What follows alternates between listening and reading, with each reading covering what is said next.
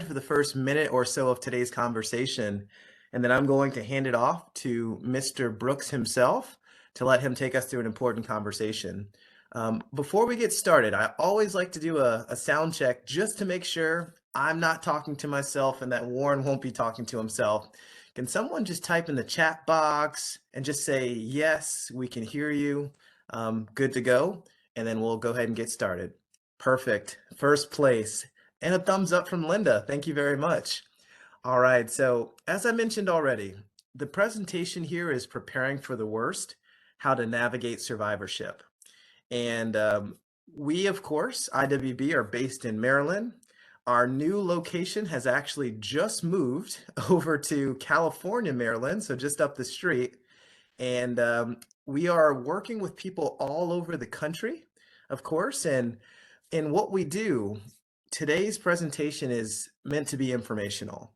We're not suggesting any particular solutions. We're, of course, not guaranteeing any results, but we are going to share some experience and expertise that Warren has gained over decades of helping families. And hopefully, it will help somebody someday when they're going through the worst thing they can possibly imagine. So, as I've said before, our speaker today is none other than Mr. Warren Brooks. Warren became a financial advisor a few decades ago, back at the end of the 90s. Before doing so, he served honorably in the U.S. Navy, served 24 years, and retired here in Southern Maryland. He reached the rank of Senior Chief Petty Officer, and I believe he also reached the rank of Senior Chief Whiskey Drinker, as some of you may know. So during his time as a financial advisor, Warren's helped hundreds, if not thousands, of clients get started and reach their retirement goals. During that time frame, unfortunately, there's been plenty of deaths that have occurred along the way and tough situations. So he truly has become a go-to person in Southern Maryland and across the country for helping people navigate what are sometimes the worst challenges and the worst times they can go through. Can everybody, oh, there's some thumbs, that's good. All right. Little technology problem on my side, but that might come with age. I'm not sure.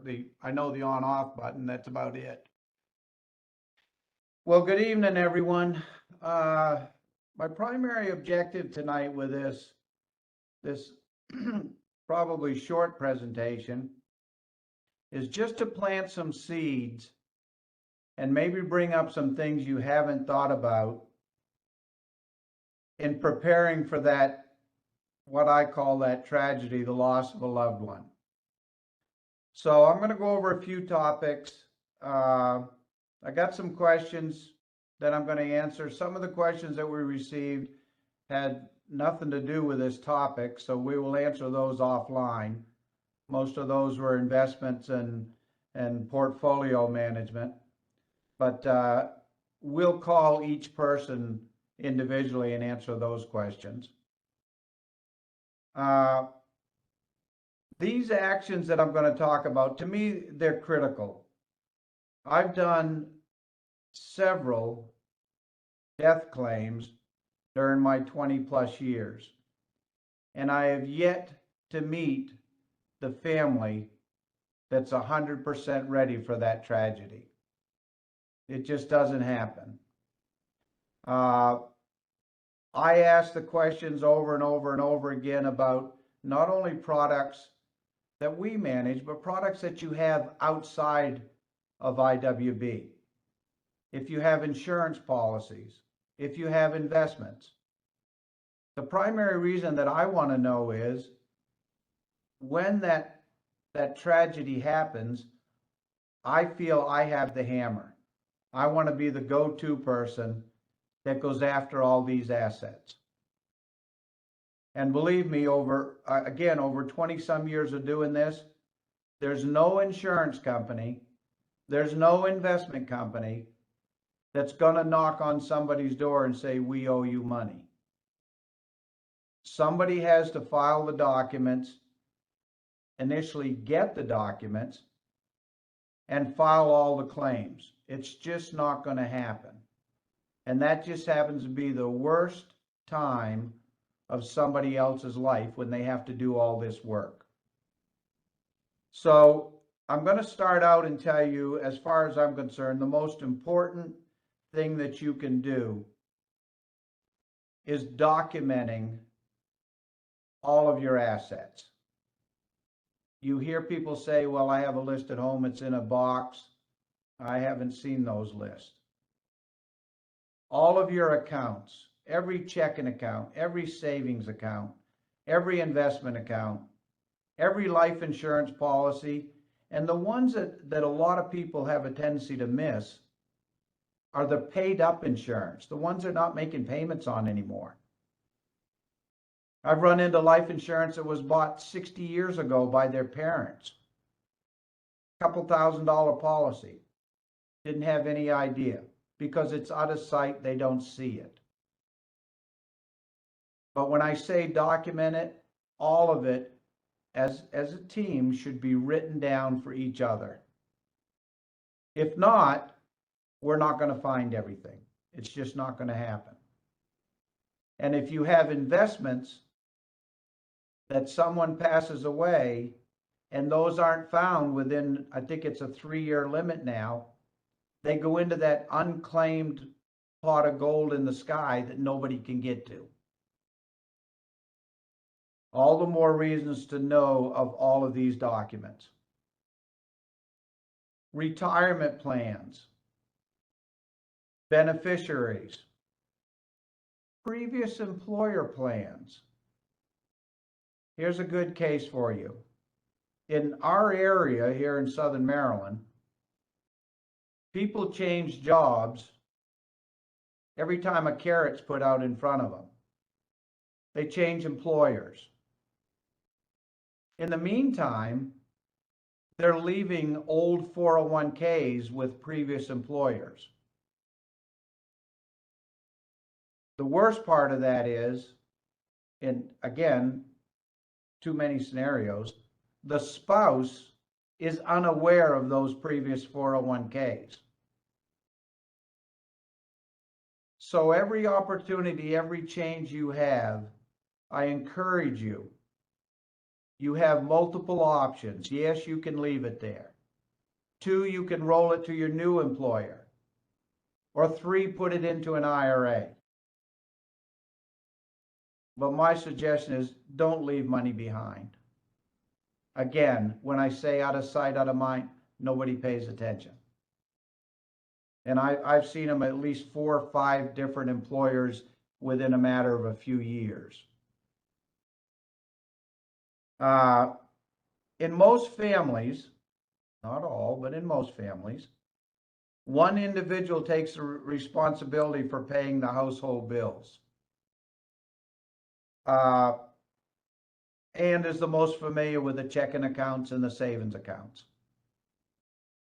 Your checking account books, when someone passes away, is a critical tool for the survivor to be familiar with. Because that checkbook, if you're still writing checks like some of us, that checkbook is going to identify where all the bills are being paid, how much is being paid. And again, typically in a military family, one person does all that. For me, most of my career, my wife paid all the bills. I didn't even know what the bills were. Okay, but that checkbook is the first thing that a survivor should get their hands on, or someone who's helping survivors should get their hands on. Life insurance payments. A lot of life insurance is paid automatically. Nobody writes a check. It's just drawn from their military retired pay or just from a checking account. And I come right back to those statements again. You got to have those statements to know where the money is going. Again, I've found several insurance companies that the survivor didn't even know they were paying into those things.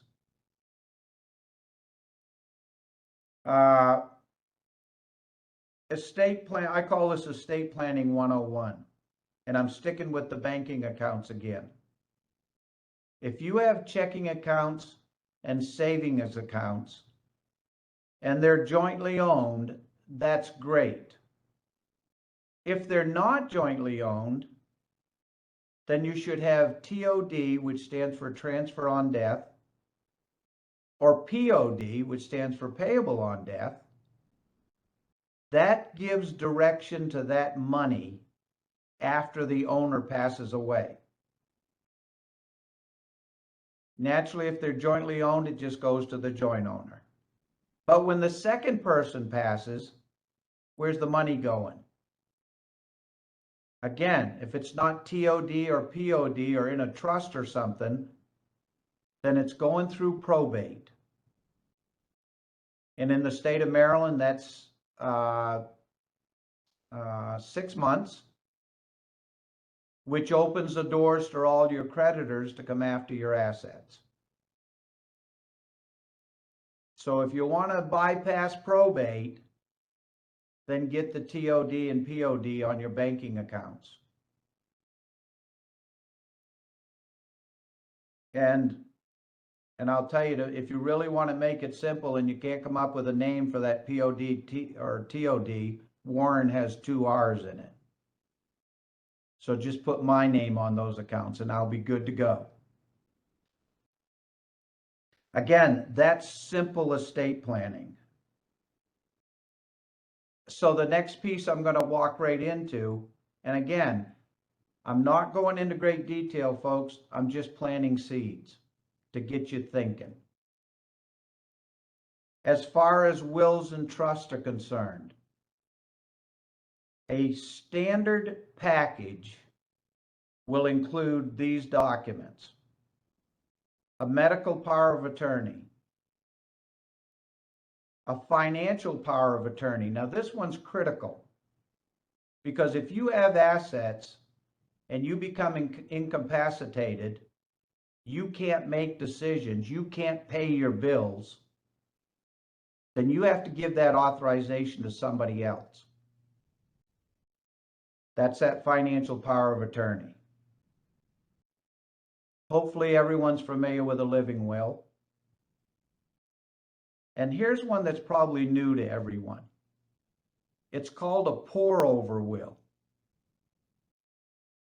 And to simplify it, it's just as it sounds. It's where you can pour over assets that you forgot to put into your estate plan after you're passed away. It's a catch-all. Okay, it's the accounts, it's the vehicles, it's whatever you have of value that can pour over into your trust after you're passed away. That one is typically the one that's a little bit different because very few people have heard of it. Again, that's called a pour over will. All right, I had a question from one of my clients that says, would like to know the benefits of a trust that they currently have compared to something different that one of our local lawyers uses. Well, I have a lawyer, an estate planning lawyer I refer my clients to. She doesn't build trusts immediately.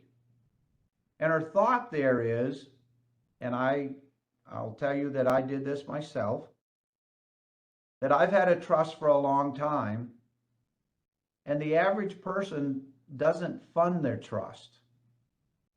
They don't put assets into the trust after they buy new things. They don't take assets out of the trust after they get rid of things. So they don't fully fund the trust. Well, the trust isn't much good unless it's funded. So what the lawyer I use locally does, she builds a will with all these components that I just said, the medical power of attorney, financial, and the living will. And then she has this pour over will.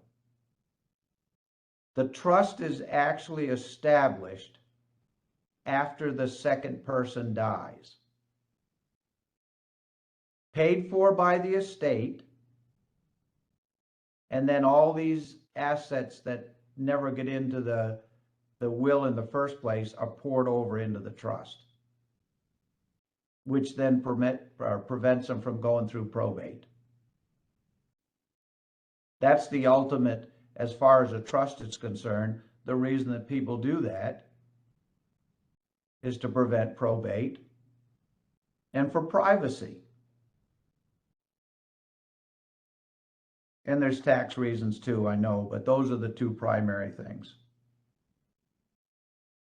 So far, again, we've touched on the banking side of the house. I'm drilling to make notes on all this stuff. The next piece I want to go into, and it's the three primary target markets for our business, is active duty or retired military personnel,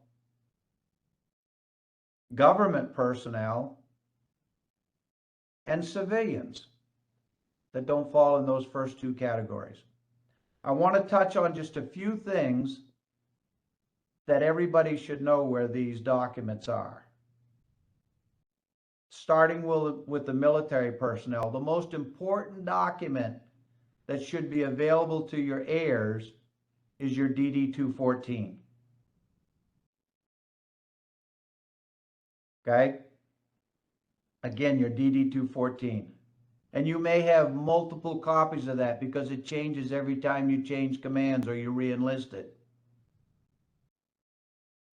Your retired leave and earning statement. The biggest part of that, it tells your survivors what your survivor benefit election was and what your survivors can expect to get from the government. It's on that LES. That LES also tells us what allotments do you have going? What insurance companies are you paying? What savings accounts? What investments? It's all on the back of that LES if it's coming out of your retired check. The second important document. Veterans Group Life Insurance will show up on the back of that LES.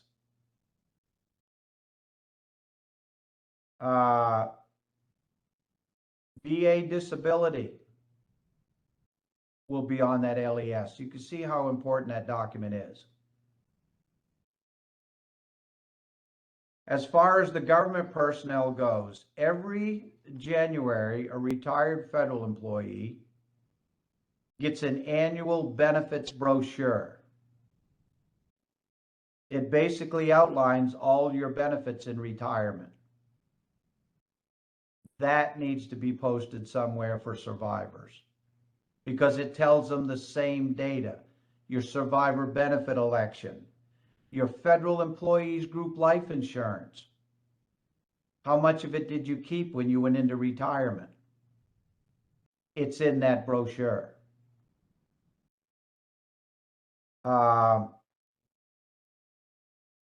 TSP, the thrift savings plan.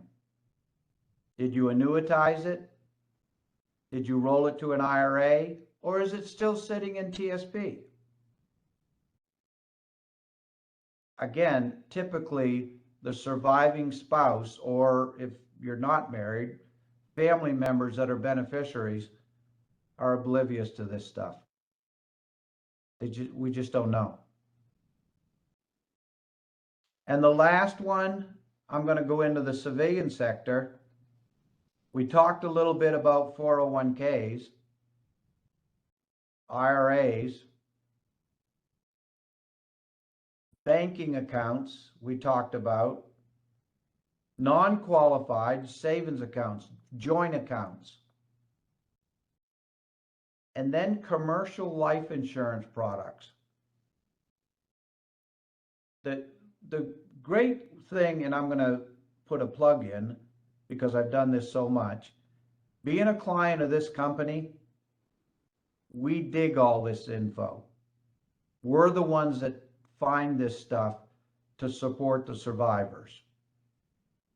Even though we may not have sold you those insurance policies, That doesn't mean we're not going after them.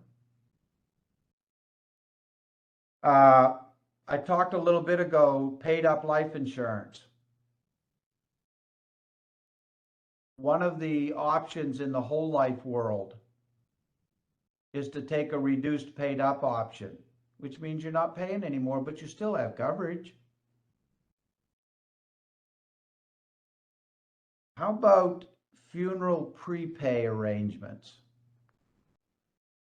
Most funeral homes will let you go in and pick whatever you want, your site, your plot, your casket and everything, and pay them ahead of time.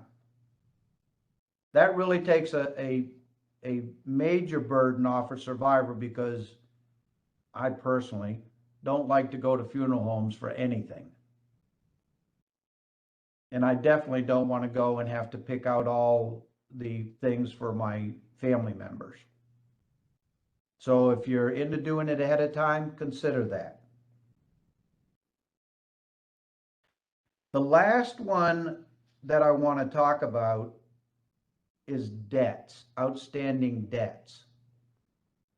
And that would be credit cards, loans. Something that again, most don't know is that if a survivor's name is not attached to that credit card or that loan, they are not responsible for paying that debt. Now, you'll be hardlined into paying it, and I'm going to give you one example. I had a client who took out a loan with his credit union, and his spouse didn't know it. It was about a $35,000 loan.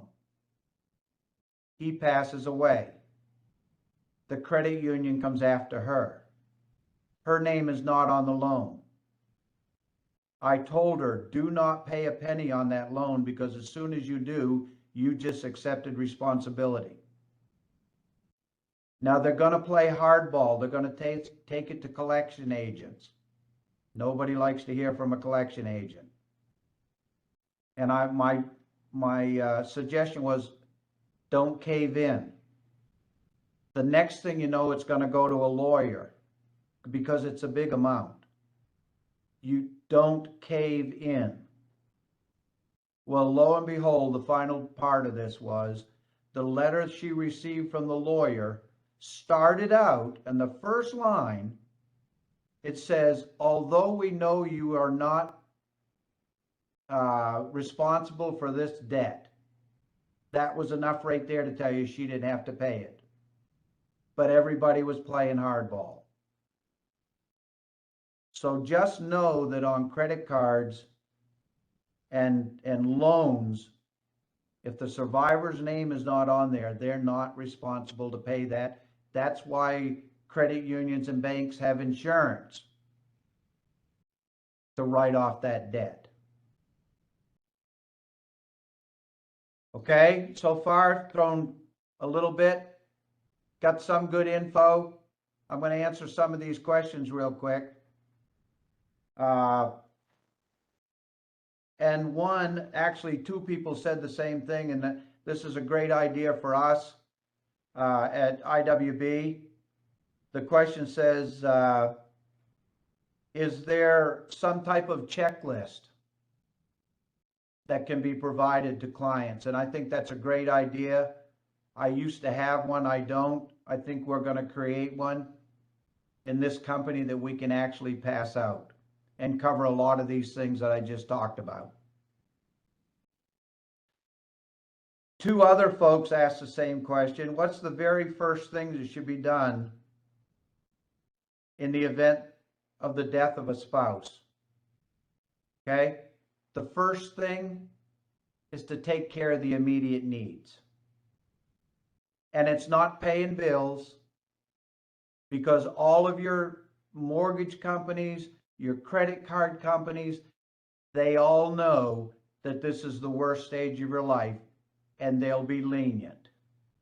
So you take care of the immediate thing, the funeral, bringing the families together. It's not do I have to go pay my bills tomorrow because you don't? Um, One says, what's the first step financially speaking in the event of the death of a spouse? Well, it's what I just said. Take care of the funeral, take care of those processes, take care of yourself. You can go 2, 3 months without paying those bills. One person asked, what is the most important document to have in place? I think I touched on it today. Is your own database of all of these assets and where your heirs, your spouse, your dependents, whoever knows where to turn. Survivor checklist. How does the surviving spouse go about contacting the financial institutions involved? They don't have to. Our clients don't have to, because that's what we do. They only have to make the one phone call to us. And if we're gathering all this data over time like we're supposed to be, then we're the go-to person. Same with not just the financial institutions, it says also insurance companies. I said earlier, we go after those assets at the insurance company. Are there any must-know peculiarities with living, passing away in Florida from a client down there? No. It's no different than what I just said for Maryland. I have done my estate planning already. What else do I need to do? Well, if you've done the estate planning as I just talked about earlier, and you have all those documents, then there's nothing else. And those are the key questions that I get in that had to do with this presentation. All right, it's not all about, there's a lot here about the investments, but I'm not going to go into that. Terry, hopefully you're still on board there. And again, guys, I hope this gave you some good info, a good start. I think this was taped. If you didn't get notes and you want those notes, or, I mean, worst case scenario is call me. Okay?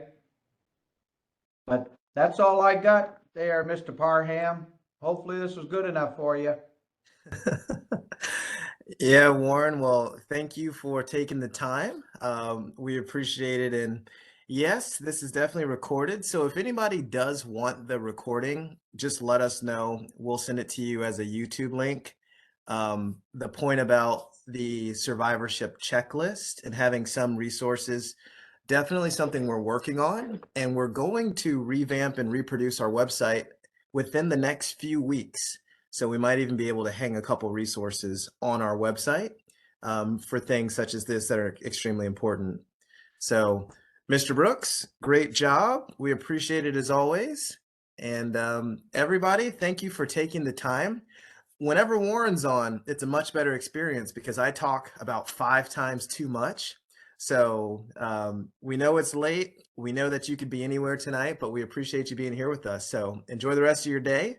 And we'll look forward to seeing you and hopefully seeing you at our open house on June 8th. More emails to come on that as well. So Warren, any final words before we let him go? No, I just want to thank everybody to come out and listen to this. And hopefully it's a sad topic, but it's a needed topic. Okay, but if you have any additional questions, you all know where to get a hold of me. Have a good night. Take care.